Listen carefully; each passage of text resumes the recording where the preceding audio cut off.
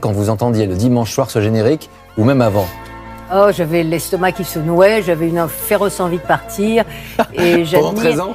J'admire tous ceux qui vont à l'antenne avec facilité et qui restent sans avoir une féroce envie de s'en aller. Ouais, je vous comprends un peu, ce petit trac qu'on a parfois dans ces moments-là. Est-ce que vous l'avez désormais en tant qu'invité sur un plateau en direct? Eh bien non, c'est beaucoup plus agréable C'est d'être vrai invité.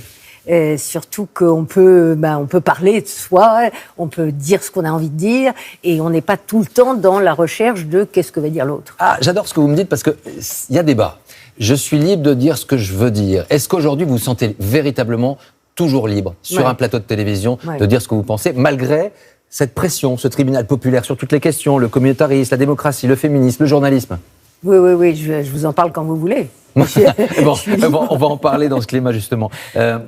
Les réseaux sociaux, ce climat aussi de tribunal populaire, c'est une source chez vous de quoi? D'indignation, de colère, de frustration? Une source d'inquiétude. D'inquiétude, parce que les réseaux sociaux montrent que la part la plus noire des individus, derrière l'anonymat. Et donc on sait bien que c'est la porte ouverte à toutes les vindictes, à toutes les rancœurs. Si on parle de tribunaux populaires, je voudrais quand même, parce qu'on est sur le sujet du jour, et vous en avez parlé tout à l'heure, je suis totalement solidaire de toutes les femmes qui, grâce à leur courage, ont parlé, ont dit les choses, ont voulu s'exprimer et faire en sorte qu'après MeToo, ce ne soit plus jamais comme avant. Enfin, on dit toujours plus jamais ça, mais c'est pas toujours vrai. Mais enfin, disons qu'on peut l'espérer, en tout cas. Et donc, Vanessa Springora, par exemple, dans son livre, qui a fait un livre absolument magnifique, montrait bien à la fois cette emprise qu'elle ne voulait pas et qui l'a blessée à vie. Donc ça, je suis entièrement solidaire et je crois être femme et féministe à ma façon. En revanche, vous parliez de tribunaux populaires, je n'aime pas le lynchage, je n'aime pas les meutes, les gens qui chassent en meute, je n'aime pas... je trouve que la justice... Et il y a une très belle tribune de femmes magistrates ou avocates, plus exactement aujourd'hui, 114 femmes avocates, qui disent aujourd'hui dans le monde, qui disent que la présomption d'innocence est une des richesses de notre droit. Je dirais même plus, c'est une des richesses de la démocratie. Et si on décide que la haine, la violence, l'anathème est plus important que tout, alors toutes les dérives sont possibles, y compris dans une société vers la non-démocratie. Au fond, la richesse de la démocratie, c'est le droit. Et pour moi, les crimes sexuels, ça se juge au tribunal et pas dans la rue. Vous publiez dans quelques jours la RAF, des notables, on va en parler. On va juste découvrir la fresque. Ce sont les éléments de notre conducteur de ce soir. Le Monde d'hier de Stefan Zweig, y apparaît Barack Obama et Michelle, couple iconique, on en reparlera. 3 femmes en quête de la mairie de Paris. Hidalgo, Buzyn, Dati, faut-il déjà y voir un signe d'espoir à vos yeux? Vous nous direz tout cela. Hommes, femmes, féminisme, sexisme, en ce 8 mars, c'était évident. Débat impossible, réconciliation possible, on en parlera avec Caroline Fourest et Léla Slimani qui vont nous rejoindre dans un instant. Ce livre de Stefan Zweig, Le Monde d'hier, il résonne tellement avec aujourd'hui. Oui, enfin, c'est plusieurs choses. Stefan Zweig, c'est une langue magnifique, et on le sait par ses nouvelles, par ses biographies, quelque chose d'extrêmement prolifique et superbement écrit. C'est aussi le témoignage d'un moment de culture de l'Europe. Brillante. Disons enthousiasmante. Oui, dans les 30 premières années du XXe siècle, où il y avait une sorte d'effervescence et d'appétit de culture. Et puis c'était l'alerte. Et l'alerte qui l'a poussé, lui, d'ailleurs, au suicide, l'alerte sur un monde, comme on nous disait à l'école, la montée des périls. Et donc, Stefan Zweig, pour ça, me rappelle tout ça. Et l'Europe, bien sûr, l'Europe qu'il l'espérait et qui est tellement absente. Europe absente, fatiguée, malade, on va y revenir. On croit trop souvent que les agitateurs, les brailleurs, les loups ne sont là que de passage. C'est Stefan Zweig. Vous publiez dans quelques jours La Rafle des notables. Vous revenez sur un épisode de l'occupation. 12 décembre 1941, les Allemands arrêtent 743 juifs français, parmi eux votre grand-père paternel, Léon Schwartz. Pourquoi ce livre? Vous commencez page 9, cette histoire me hante depuis l'enfance. Parce qu'elle vous hante depuis l'enfance.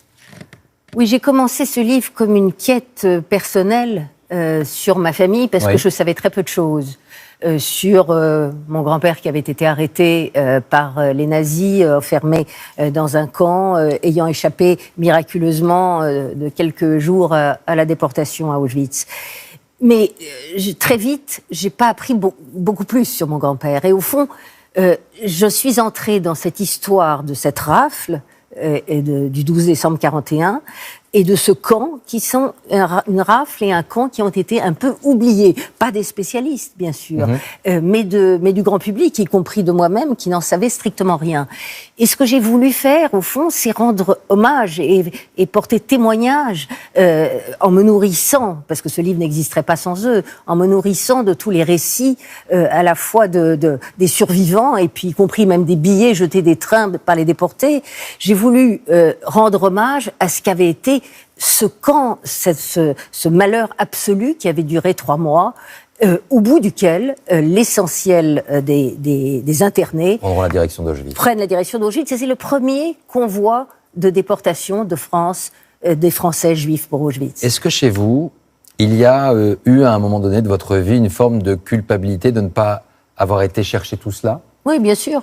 Bien sûr, je crois que je suis d'une génération qui pourtant s'est beaucoup intéressée à cette période de l'histoire et que je croyais tout savoir, mais je n'ai pas posé beaucoup de questions. Mon grand-père, je ne l'ai jamais connu. Il est mort dans son lit alors qu'il aurait pu mourir dans une chambre à gaz des suites de son internement, mais quand même dans son lit. Ma grand-mère, j'étais jeune quand elle a disparu, et mon père, je ne lui ai pas posé de questions. Et c'est très troublant, parce qu'au fond, c'est une forme d'incuriosité extraordinaire. On n'ose pas demander, ou disons que les aînés ne vous mettent pas dans la confidence, parce que probablement après la guerre, tout le monde avait envie de revivre et de vivre. On a parlé de Stefan Zweig, on parle de votre livre, de cette période. L'Europe aurait pu être un espoir. Je voudrais qu'on vous montre une image de cette semaine. Cette image, elle a suscité beaucoup de commentaires. Celle de ces bateaux, regardez, des gardes-côtes grecs à Kos, en face de Bodrum, qui tirent aux abords de ces bateaux de migrants. C'est à la fois une tragédie grecque, c'est à la fois une tragédie pour nous, Européens, incapables de tenir tête, de trouver une solution, de tenir tête à Erdogan aussi. C'est un chantage épouvantable d'Erdogan, chantage sur le dos des migrants. Parce qu'il sait qu'il a une bombe politique vis-à-vis de l'Europe. Pour faire peur à l'Europe, qui ne veut pas revivre probablement la situation de 2015, qui a donné, c'est vrai, il ne faut pas être angélique, une sorte de montée des extrêmes droites partout. Et l'Allemagne le sait bien. D'ailleurs, on voit bien la réaction d'Angela Merkel, qui est beaucoup sur la défensive par rapport à son attitude de 2015, mais elle a aujourd'hui la AfD et une grosse proportion d'extrême droite. Simplement, c'est extraordinaire que cet homme prenne au fond en otage des hommes dont la misère est épouvantable. Il y a le maire d'Innsbruck en Autriche, il y a des maires de villes allemandes qui ont dit: malgré tout ce qu'on nous dit, et qu'en effet les frontières de l'Europe sont fermées, on ne va pas s'empêcher d'accueillir des gens dans une misère extrême, des enfants orphelins, des enfants, 2000 peut-être, 2000 personnes. Qu'est-ce que c'est que 2000 personnes à l'échelle de l'Allemagne?